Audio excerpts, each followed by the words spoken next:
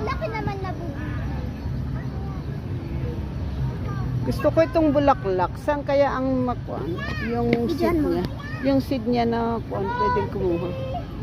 Hindi pa kasi hinog.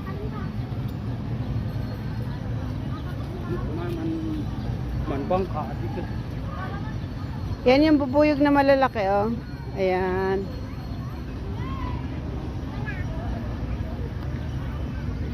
Malis.